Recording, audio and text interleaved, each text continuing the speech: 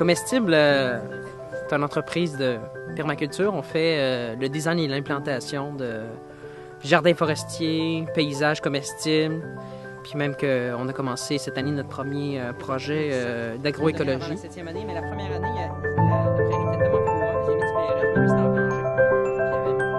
en danger. Ce que nous, on fait, c'est qu'on allie foresterie, agroécologie, puis le paysagement en même temps. Donc, on aménage le territoire pour obtenir une récolte, comme dans l'agricole, avec des arbres, comme dans les foresteries, puis en faisant du paysagement, comme on voit habituellement là, sur le bord des maisons. Donc, ça peut être aussi très esthétique, finalement. Bien, la pelouse, c'est un système, c'est pas une monoculture. Souvent, on va avoir des pissenlits. Donc, c'est vraiment un système, un étage qu'on maintient avec du gaz, c'est-à-dire avec une tondeuse. Tandis que nos aménagements, on fait travailler la nature de notre côté. On plante des arbres, on obtient une récolte, on crée la fertilité du sol, on crée les habitats pour la faune. Donc, on est capable de travailler avec la nature en obtenant une récolte, ce qui est souvent vu un peu à contresens. Donc, souvent, on est plus en train de se battre contre les mauvaises herbes, on est plus en train d'essayer de régler des problèmes de fertilité, essayer de régler des problèmes de maladies. Tandis que nous autres, par la diversité de nos aménagements, donc si tu as 5 arbres fruitiers, tu as beaucoup d'espèces. Si tu as 2 espèces qui sont maladives cette année-là, c'est pas grave, tu t'en occupes même pas. Donc, c'est vraiment une diversité qui amène la résilience. C'est sûr qu'il va se ressommer pas mal. Dans le fond, du gazon, ça sert à quoi? Ça sert à jouer au soccer, ça sert à jouer au badminton, à faire des activités, faire des pique-niques. Puis devant une devanture de maison comme ça, puis devant bien des devantures de maison, du gazon, on s'est aperçu que ça servait pas mal à rien. Fait qu'on a tout viré le gazon. Le résultat, c'est qu'on a un aménagement qui non seulement nous donne des fines herbes, des légumes, des fruits, des plantes médicinales aussi, mais qui est facile d'entretien. Tondre la pelouse une fois par semaine, ça demande du temps. Tandis que ça, ici, bon, je fais du sarclage une fois par mois. Puis, bon, aussi, les autres activités que je pratique, c'est de la cueillette. Pour aller cueillir mes fines herbes, cueillir mes légumes, les fruits, etc.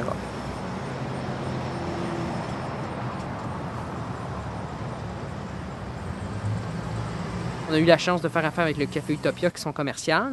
C'était quelque chose qu'on voulait vraiment avoir, offrir un service dans un contexte commercial. L'objectif principal du projet ici, c'est d'avoir un maximum de végétation, un maximum de fertilité finalement, d'avoir un écran éventuellement très dense de la rue, un peu pour faire une espèce d'enclave végétale pour le restaurant puis la terrasse du restaurant. Ici, on a la monarde, qui est une fleur indigène du Canada. Ça a un feuillage qui est très intéressant au niveau aromatique. Ça fait une senteur qui rappelle beaucoup le thym.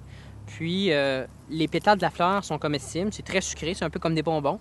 Il suffit de le dire aux enfants, puis je suis pas mal certain qu'à la place de manger des bonbons dépanneurs, ils vont manger des pétales de monarde. En sous-étage, on a du trèfle qui va faire un couvre-sol, qui empêche aussi le retour de choses qu'on veut un peu moins, par exemple de l'herbe, par exemple du gazon. On a du baptisia qui fait une belle floraison, qui attire les insectes pollinisateurs, encore amorpha, très performant. Ça va devenir beaucoup plus gros, ça peut grimper jusqu'à 9 pieds. Ici, on a l'achillée millefeuille. L'achillée millefeuille, c'est une plante médicinale qui est très intéressante pour les maux de tête. C'est aussi un accumulateur dynamique, ça aide la fertilité du sol et ça bourdonne très longtemps. La floraison, ça va fleurir pendant très longtemps, puis on va voir justement une diversité assez impressionnante de guêpes parasitoïdes, de mouches, tous les pollinisateurs naturels finalement. Les gens ne reviennent pas. Les gens ne reviennent vraiment pas. C'est, par exemple, une des premières questions que m'a posé Jonathan ici, c'est y a-t-il un endroit où l'eau se ramasse?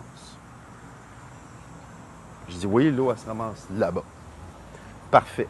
Pour eux, c'était tout le procédé d'irrigation naturelle du jardin.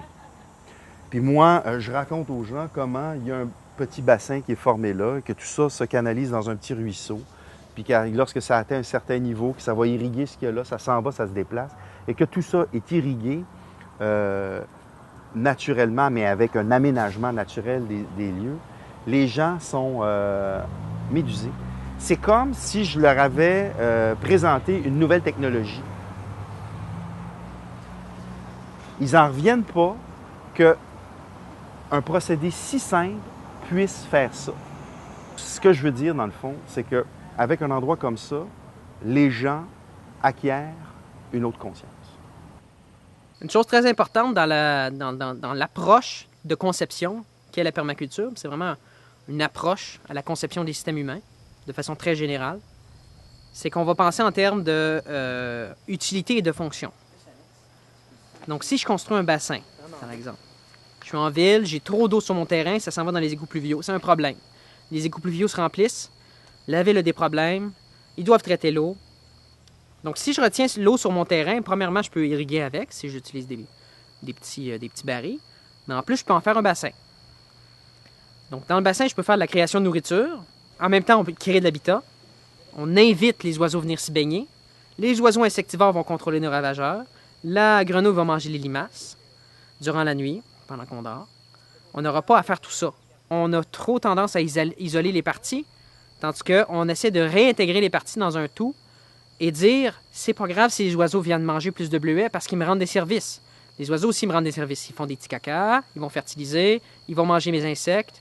Donc, j'ai le droit de leur échanger quelques baies pour des services écologiques.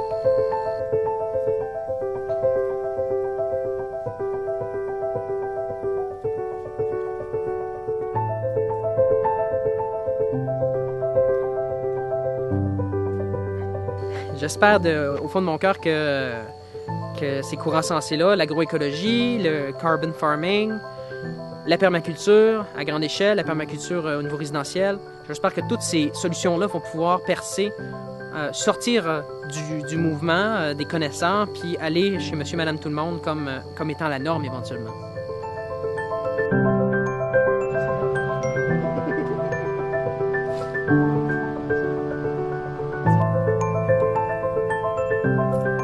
Alors, c'est beaucoup plus que juste un jardin.